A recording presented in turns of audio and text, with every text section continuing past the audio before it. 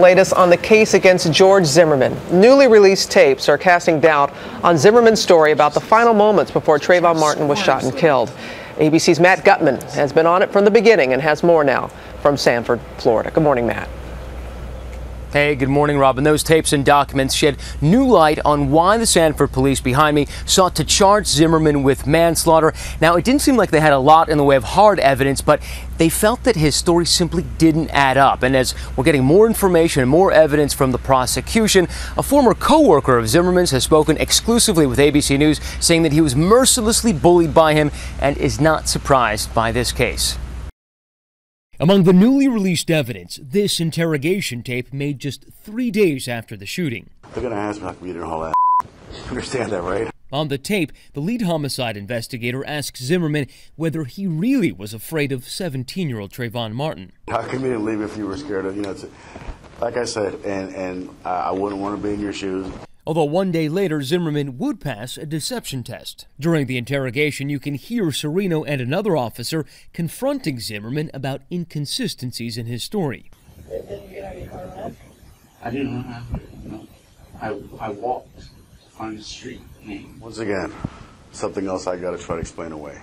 How do you not know the 3 streets in your neighborhood you've been living for 3 years? Zimmerman responds that his ADHD has caused him his memory problems. To be honest with you, I have a bad memory anyway. But in an exclusive interview with ABC News, one of Zimmerman's former co-workers at CarMax has no trouble remembering Zimmerman. It's a name I'll never forget. This man says he was bullied by Zimmerman relentlessly. He asked not to be identified because he fears for his family's safety. He took that opportunity to pretty much put me as a target and to bully me around, pretty much harass me 24/7. He says Zimmerman's tormenting continued for months. The guy was really good at manipulating or baiting and switching and into making me look like the bad guy.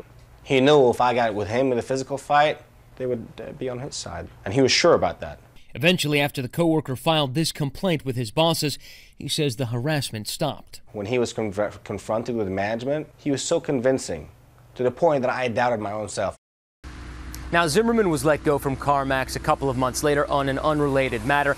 Brought this up with Zimmerman's attorney, who would not comment. CarMax also said it does not comment on matters of personnel. Robin?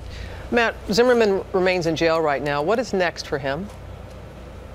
He's got a bond hearing on Friday, and it could be pretty explosive from what we're hearing. Remember that back in April, he essentially omitted telling the judge that he had $135,000+ in the bank. So even if he does get bond this time, Robin, you could expect that it's going to be a lot more expensive for him. Probably Robin. so. All right, Matt, thank you very much.